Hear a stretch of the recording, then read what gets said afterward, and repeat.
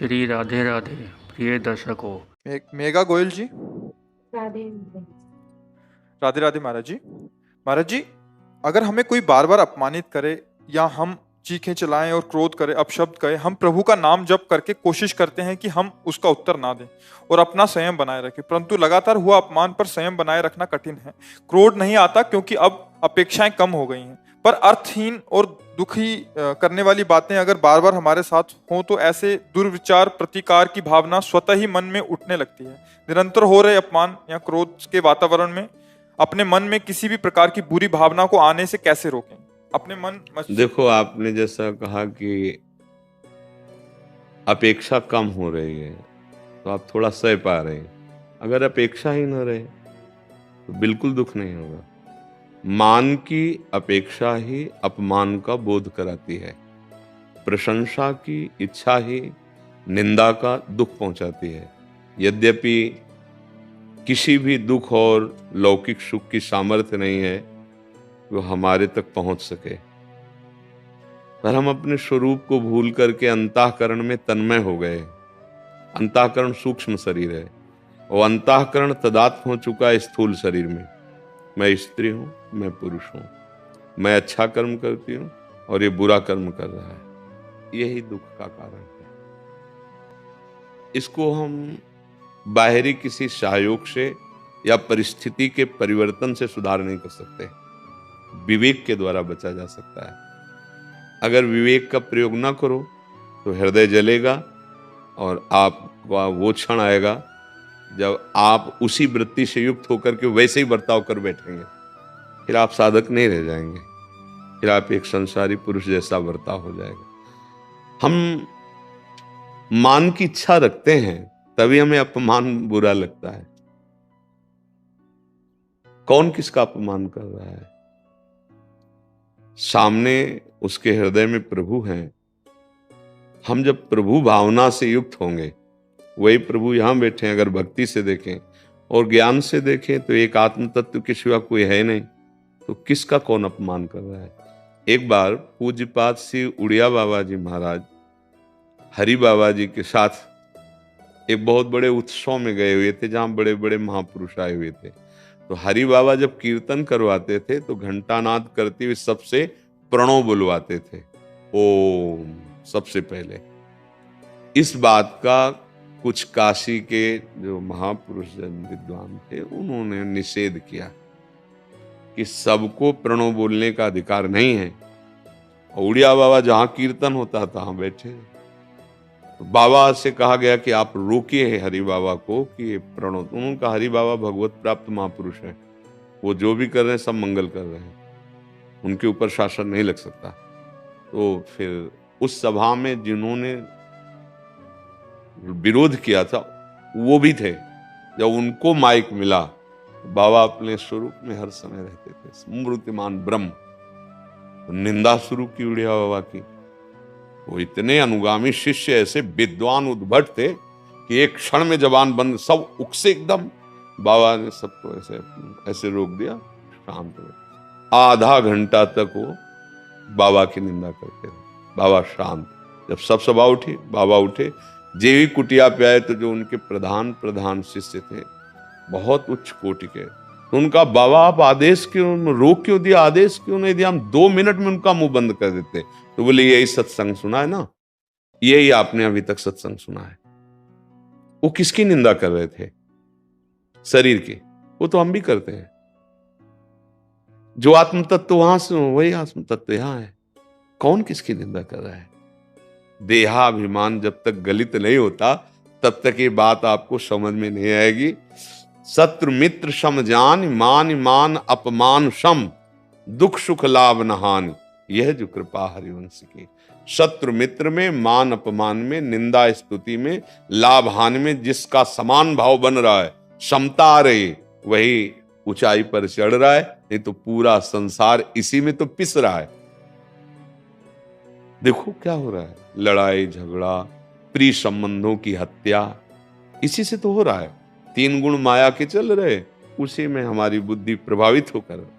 अगर हम सहना चाहते हैं और आगे निकलना चाहते हैं, क्योंकि सहने से ही निकल सकते हैं, लड़ाई से कुछ नहीं, वो 4 शब्द बोले कटु, आप और बोले तो फिर वो और द्वेष पक्का हो जाएगा। द्वेष हो जाएगा तो हृदय जलेगा, भजन होगा नहीं, भगवत मार्ग पुष्ट नहीं होगा।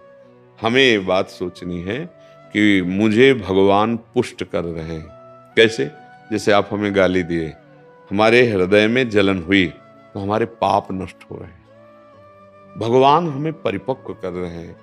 पूज्यपाद श्री उड़िया बाबा जी महाराज ने कहा तब माना जाएगा कि आपका साधन परिपक्व हो रहा है। जैसे आपको कोई विदेशी भाषा में गाली दे तो आपको कैसे, आप भाषा नहीं जानते, वैसे देखोगे ला कुछ बोल रहा है ऐसा लगेगा और आज चले जाओगे, कोई दुख नहीं होगा। बाबा बोले जब आपकी भाषा में आपको गाली दे, अपमानित करे और आप वैसे ही चले जाओ जैसे विदेशी भाषा में सुनने पर, तब आपको माना जाएगा कि आपका साधन ठीक चल रहा है। अब मान और अपमान, लाभ और हानि, सुख और दुख, ये द्वंद्व हैं। अगर आप भजन नहीं करते, सत्संग नहीं सुनते तो इन्हीं द्वंद्वों में पिसोगे। चलती चक्की देख के दिया कबीरा रोए और 2 पाटन के बीच में साबित बचान कोय। तो कमाल जी उनके संकल्प पुत्र थे, उनका चलती चक्की देख के दिया ठठाए कमाल और राह सहारे कील के तो बाल न बाका जाए। चक्की चल रही है और जो दाना कील के सहारे में आ गए वो पिसेगा नहीं, चाहे घंटों चलती रहे। तो पूरे संसार चक्र की कील है ब्रह्म भगवान हरि। अगर इनकी शरण में आ जाओ तो ये द्वंद्व पीस नहीं पाएंगे। निर्द्वंदो भवति, कोई भी द्वंद्व तुम्हें इस पर, ये द्वंद्व है, मान अपमान, सुख दुख, लाभ हानि। और सही बात मानिए, ये भेद के कारण अनुभव हो रहा नहीं होगा। जैसे अपना छोटा सा बच्चा जो तोतली बोली में बोलता है, अगर वो अपनी गोद में चढ़कर अपनी दाढ़ी पकड़े, अपने थप्पड़ मार दे अपने को और गाली दे दे, तो आप क्या करेंगे? हंसेंगे और बोले तुम्हें अपमान नहीं लगा, थप्पड़ मार दिया तुम्हारा लड़का, तो दुलार आएगा, ए बच्चा है। क्यों? क्योंकि अपनापन है ना। लौकिक अपनापन से बात बता रहा हूं। और अगर भगवत भाव का अपनापन है कि मेरे प्रभु ही सब में है, तो अपमान का बोध नहीं होगा, निंदा का बोध नहीं होगा, दुख का बोध नहीं होगा। चाहे भक्ति मार्ग से चलो, चाहे ज्ञान मार्ग से चलो, बिना सम हुए आप दुखों की निवृत्ति नहीं कर सकते। यहाँ केवल अध्यात्म शब्दों की चर्चा होती है, व्यवहारिक शब्दों का यहाँ कोई महत्व नहीं। हम जब व्यवहार में उतरते हैं तब हम फिसल जाते हैं, तब हम अध्यात्म को समझ नहीं पाते। हमारा जो कर्तव्य, यदि हम केवल अपने कर्तव्य को देखें, उसके कर्तव्य को ना देखें, तो हमें कोई दुख नहीं होगा। हम अपने कर्तव्य को तो कर रहे हैं, अपने कर्तव्य के बदले में उससे हम कर्तव्य चाहते हैं कि हम आपको इतना प्यार करते हैं, ऐसे चल, तो आप कम से कम इतने मृदु वचन तो बोल सकते हो ना।